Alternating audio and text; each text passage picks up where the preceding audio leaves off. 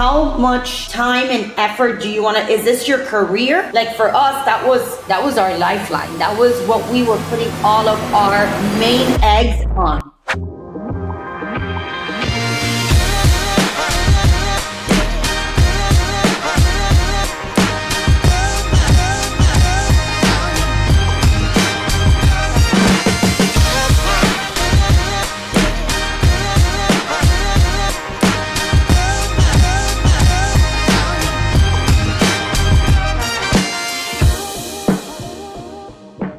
How you doing? I'm doing well. Thank you so much for meeting with me, and thank you for just being so responsive when I messaged you on Instagram. I had no idea that you would, get back to me and just be so thorough. So, I really appreciate that You're very well. personal touch through it all. And I just wanted to say Happy New Year, first of all. Same. I was going to say that. Cheers to 2024. Yes. Yeah. So I just, I really wanted to connect with you because I came across your page when I was listening to JT's interview with you. And I've been part of JT's network for a few months now. And he just always, meets the most amazing, accomplished people. And when I heard your story, I very much resonated with what you were saying in coming, in wanting to build generational wealth, in investing in the multifamily space, in southern states, right? Because did you say that you're in Florida area? We invest in the Sunbelt states. Okay, amazing. Yeah. And especially what you were saying about wanting to really dig in and invest with women in the same space. I knew I knew immediately that I wanted to reach out to you because just a little bit of background on my family situation. My parents began investing in Austin, Texas back in 2004, and they primarily were buying single family, a few duplexes and small multifamilies in the Austin, San Antonio area, all for the long-term holds. And really that for them was just a way to build up wealth. And it was really, that from 2004 till today, they still held these properties. And where our investing strategy really began to shift was in the past few years when I joined them, because my background is in interior design and architecture, and I wanted to join them to do more of the new build and short-term rental side. So they had also expanded now into qualified opportunity zones, more multifamily. And we have about 50 doors across Texas, just in the Texas from Austin all the way down to South Padre Island, 18 of which are short-term rentals. And we have another 6 short-term rentals that we're looking to build new this year and put on the market. So I was just wanting to connect with you and really understand how you were able to build, I know you said over 2,500 doors, which is very impressive. I was wondering if you could walk me through what that first acquisition was like and how you really began to bring it to scale. So that was a long one, but I'll get back. I'll get to you. So in 2003, we started investing in multifamily with a group of people that we were not leading the actual investment. We were more the GP, and it was into condo conversion. And in 2007, 2008, when the world was falling apart, that the financial crisis came about, we were stuck with, many, many buildings empty that we were going to go sell, that there were multifamilies, and we had taken out all the tenants to sell the individual units. And we had to put people back into multifamily, to the building, to create some rental revenue because we were completely going to foreclosure. I didn't know anything about rental communities back then, having to do so because of the circumstances that were occurring. We learned what multifamily was about, and we started then having to really deep dive into management, how do you run a multifamily portfolio. And in that part, we sold a bunch of the buildings that were just not cash Mhm. flowing because we bought them way overpriced because we have purchased them to sell them, not to rent them. So in that whole 2008 to 2011, we learned all about cash flow, about, having properties for rental. And we started buying single family homes just to start learning what rental properties were really about. Mhm. And back then, we were buying them for Wow. $40,000 because there Yeah. were foreclosures, there was, Yeah. nobody wanted them. And we were buying, and at that point, we were like, okay, what are we doing? We already know the Yeah. business. We bought 17 homes, and in 2012 we started buying multifamily, very small units, duplex, fourplex, Exactly. 10 doors, 20 doors, Mhm. anything below 50 Yeah. doors. And in 2017 we had had a portfolio about 300 and something Mhm. doors, Mhm. and we sold that portfolio and decided that we were going to only do anything 100 plus Mhm. stores. And so meanwhile that we were doing the small properties, we were really learning how to manage the properties and taking out as much cash flow that we can from the property.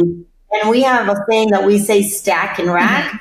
We were stacking all of our income from those properties and just putting them aside to continue investing into our portfolio.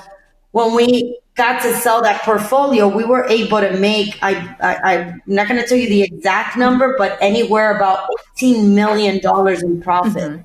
Mhm. from the time that we bought in 2011 to Yeah. So 2017. now, what was the impetus for wanting to sell that portfolio and not continue to hold on to it? Because at that point, that portfolio was all C Mm, assets okay. and very small units all over the Yeah, place. very So the fragmented. maintenance, I had to had six maintenance guys. Mhm. So the employees became, Yeah. expensive, having to have six maintenance guys, having two property managers because there was no on-site Mhm. offices. Mhm. Go send the leasing agents to drive to all the Yeah. properties. It was just becoming a little bit Exactly. unmanageable, in a Yeah. functional way. So we decided, you know what? Now we have the experience. It's time to sell this portfolio. We were holding it for six Mhm. years. Let's let's sell so that we could upgrade to C assets and 100 Stores. plus stores. Okay. Yeah. So and then in 2019, we decided that we were ready to start moving into bigger Mhm. units, starting maybe more like the 250 to Okay. 400s. And we sold off a lot of the old vintages, Mhm. took the profit and bought newer, bigger units. I So, see. Yeah. Okay. Well, that's it's very interesting that you say that because I think my family is in very much a similar position now where we are very fragmented. We're investing from Austin all the way down to South Padre. That's a 6 hour drive between those cities. And we do no property management. All 50 doors we do ourselves. And so that might mean if a pipe bursts in Austin, we got to get in the car that night, drive 6 hours and get there. So it is fully self managed. And I, you know, and it's why something don't that you guys have like a handyman contract with somebody? we do. So we have some like 1099, some maintenance people, but we've just found that even though we have maintenance crews, they still need oversight. No, There of still course. needs I to be mean, you have somebody to go there clean for, the property at least once a month. I mean, that's yeah. why, yeah, that's why we had to like. But I mean, at least if you have a handyman that could do like the weekly touch ups.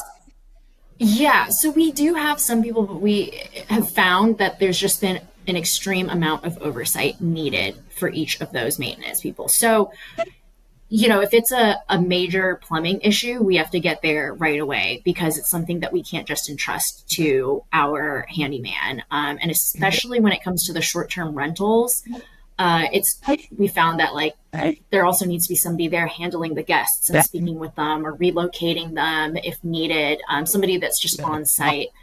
And so we've just wondered like if we were to hire a property manager at that point, it just cuts way too much into our margin that they're taking, that 20% on top of everything else. And with us running around, I think I think we're at capacity right now. And I'm How many units do wondering, you have? I'm sorry, How many units do you have? 50, about 50. Okay, and they're And just spread so, out. yeah, single family duplex. We have a couple of fourplexes and I think a 10 unit in San Antonio, and a sixplex in South Padre. So, and the short term rentals are also we have two in Austin, four in San Antonio, four in Corpus Christi. So, they're sort of dispersed. So in each one, we need to have a cleaning team and a maintenance team. And we've run it very lean and mean at this point. And I've seen a lot of success with the short term rentals. But at this point, the short term rentals are very high touch. And I'm at a turning point with wondering, do we want to convert more to short term rentals? But I also don't want to put all my eggs in one basket. Do we, how long is too long to hold? Is it time to sell off and try to go into, a more condensed, larger unit? If we were to sell off those and buy 20 doors, 40 doors, 60 doors, that would just be a lot more easy and centralized to manage. I'm just trying to weigh. My question is, how do you do that cost benefit analysis, really? Oh my God. So that's like we have to sit down and like, that's a long one. But, we like to hold for 10 years minimum. Some like we've sold earlier, but when we purchase now, like our trophy pieces, we're holding for long term, 10 plus years. We don't know when 10 years come around, what's going to happen, but we do when you buy smaller units that are not giving you the sufficient cash flow that that you have the capacity for. Yeah. I like to hold those small units for maximum 4 to 5 years. That's it. Okay. Sell that portfolio off and now go and buy units that you could control in one central location. You could have a property manager, you could have a leasing agent and a maintenance guy, and you don't have to do so much work, right? You have them all together. It's better cash flow. You're able to use your resources better and really use it for everyone instead of having to do a resource for here, this one, that one, drive 6 hours. That's taking away, count the hours that you're driving and the time Exactly. you're spending. That's non-refundable minutes. You're spending more Exactly. money there than you are if you would have hired a management company. Exactly. Exactly. So Yeah. it's all about how much time and effort do you want to, is this your career? Like for us, that was our lifeline. That was what we were putting all of our main eggs on. This is our business still to this day. Yeah. Multifamily is where we make our income from. That's how we Yeah. live. That's how we support our family. That's how we're Exactly. creating generational wealth for our family. So we take it very serious. That's a serious business Yeah. for us. So for us, it's Exactly. like we maximize our investment to we're always upgrading, always. Right now, Yeah. we are into ground up and we've already built one and we have three on the way. So, Okay. it's just all about, scaling the, Yeah. the the business of investor into multifamily. Multifamily for me and my husband and my family is what we like because no matter what robot, no matter what technology, no matter what economy, no matter what, a roof over your head can never be replaced. Exactly. So for us, it's Exactly. the best investment that we know that we could reap the reward from. Yeah. Cash flow and long term. Exactly. So So Now you're saying, okay, so primarily you are in long term. Do you do any midterm or short term properties? No, no, so I couldn't even, Yeah. I know about them. I mean, I could Yeah. comment about them, but I don't know them as a business. So I can never give you my opinion because I don't do it. So I do Yeah. have other people that I know that that's their main business is short-term rentals and they love it and they're doing great. It's a different type of So, investment. yeah. Yeah. And I think right now we've got sort of one foot in each, and we're also looking a little more into commercial as well. And I'm just wondering, do we want to double down on what we know, which is the long term and the short term? Or is it better to be diversified across many different asset classes? Should we be buying C class, B class, A class? Do we want to have a great breadth and cast the net wide? Or is it better to just specialize and dig into where your, unique capabilities are? And that's a good question, and it's such a hard question to answer. It depends on the personality and it depends on what goals you have for your portfolio, right? If you have a team that is able to multitask and understand all the different markets and you want to spread your investment into different assets, you better know each asset class really well and know how to maximize your investment for the fullest. You can't learn A, B, C, D and know all the areas and know everything. Now, if you have a team and they're able to really, okay, you're going to concentrate on the A, you're going to concentrate on the B, you're going to concentrate on the C, you're going to have this region, you're going to have that region, then it's a different story. But you can't run a multifamily apartment building like you run a shopping center. You're not going to run a multifamily like you run a medical office building, a Exactly. store. They're all Storage. so different, and they have such investment theses are so different.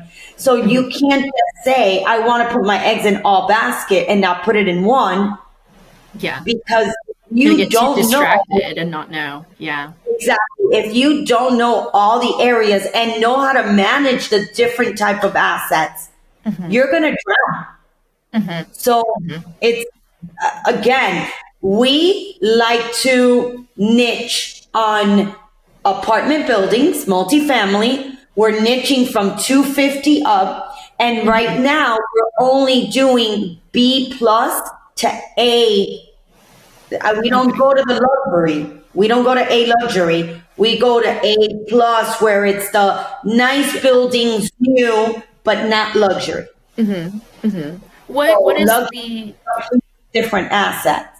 okay? Yeah, yeah. So you had mentioned before that before you were doing C class properties, We and that started. is very much the space that we're in now. And I'm interested in stepping them up towards being investing more in B and A class. What are the pros and cons of those different classes? So the pros, I would have to say that the tenant base is able to sustain and absorb the rent increases on a yearly basis, right?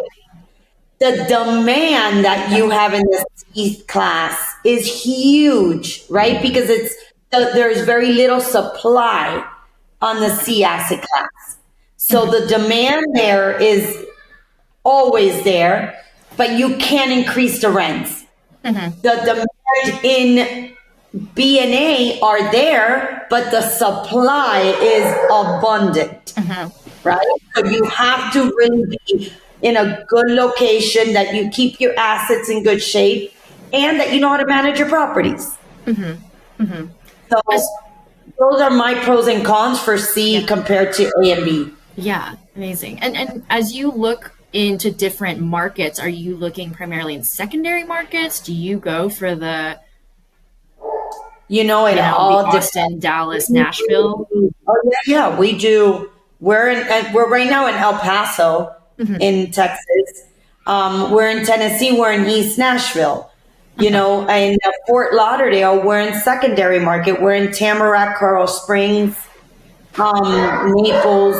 So I mean, it just if Yeah. we look at the asset and what is that property if we're buying existing, what Mhm. that asset has done in the past 10 years, what's going on 5 mile radius around the building. Mhm. So, we right now, we are at a point that we have an asset management, we have an Mhm. acquisition manager, so that we have an accountant department that they all collaborate and like, hey, we're looking at this building and now we do the analysis, underwrite it, so it's a bigger team at the moment. When Yeah. we were doing what we were doing, me and my husband, we would just really study the location, really study what we Mhm. could do with that building. How are they manage it compared to the way that we're going to manage it? So it was just really just knowing that we had the tenacity and the perseverance that we weren't going to let it fail. Mhm. And that's hard, and that we understood investment, Yeah. right? So we're not going to stick in too much money or put little bit of money, right? You have to like really balance that out on a unit so that you could really get the cash flow that you need Yeah. from the property.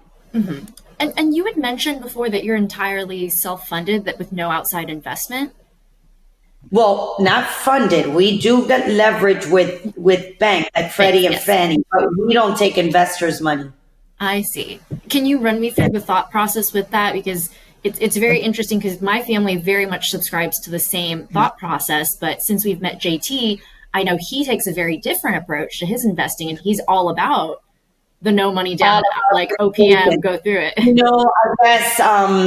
I guess it's the way that we started our investment that we didn't even know about that. And we didn't want to deal with other people's opinion Yeah. or mess with people's money when we didn't have the experience, and we wanted to grab the experience and understand our investments so that then we could grab people's money and be able to go out there and invest with their money. But as time went on, we just like, why do we need somebody's money? We don't need it right now, Yeah, maybe if you don't later need on. it. Maybe, you know what, and maybe this year we decide that, hey, we'll take in, I don't know, $50 million. I don't know. Maybe. You never know, you know. Yeah. Yeah. Yeah. Definitely. But And it's I just that mentality. And I know that there's a lot of people that love syndication and that's all they do, and they're very successful. And that's great. So it's all about mindset.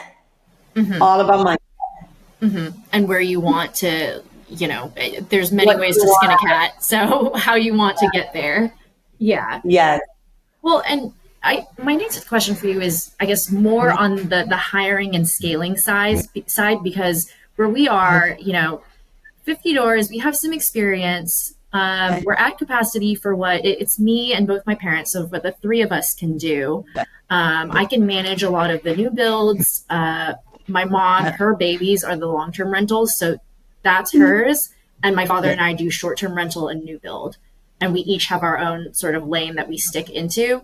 But really, it's run as a mom and pop shop, and for us to be able to take it to the next level, I know very much that there needs to be a releasing of control. And for them, they have not found the need to hire in order to step back, because there's this sort of scarcity mindset of, why hire somebody and pay them that salary when I can do it myself? I've been doing this for 20 years. So, and I'm thinking, but you're getting older. When you don't want to do this anymore, I can't do what you do and what I do and what my dad does. This needs to be, you need to be replaceable so you can step back and we can start focusing on diversifying or growing, going into new markets. So I guess I'm my question is, do you have any advice for what you would say to somebody with that mindset? Yes. So you need to know again, what are your end goals for this investment, right? If it's to leave this as a generational wealth for your generation to live off, having a property management company is the only way to be able to grow, right? But we didn't let go of ours until we reached like 1,500 units. once we reached that, it was just too much to handle. Yeah. Even though we had now a few of them were bigger units and they were all concentrated. And we were just not the capacity of being able to run it as a real business and giving the customer service that we wanted our tenants to receive so that they could come back and stay and retain our tenants. We needed to grow management.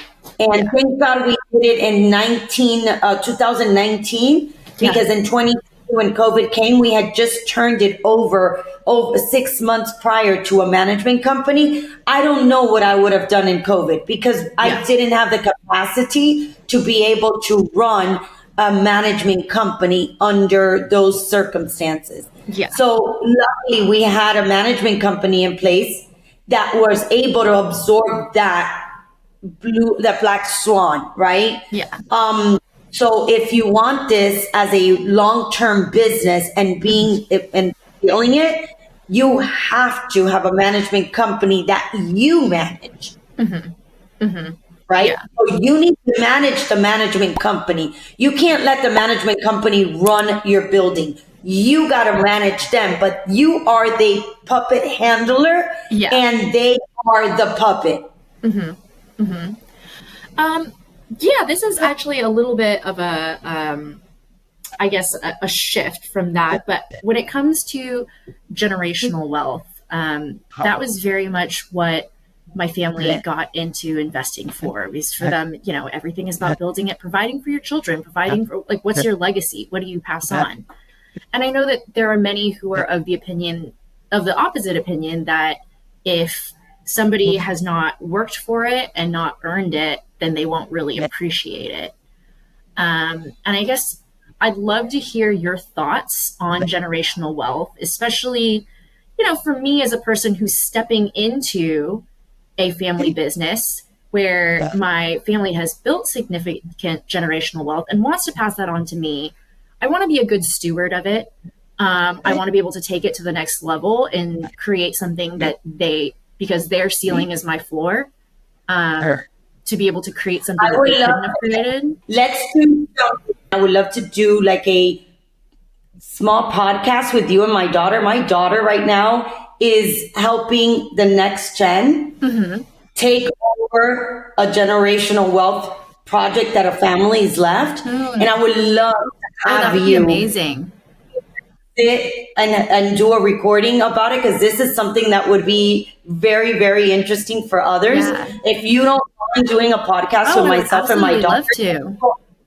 oh, we could even do an hour on this, I swear, because Yeah. it's a very interesting. And it's so, family dynamics. God, I could talk about So that for a year.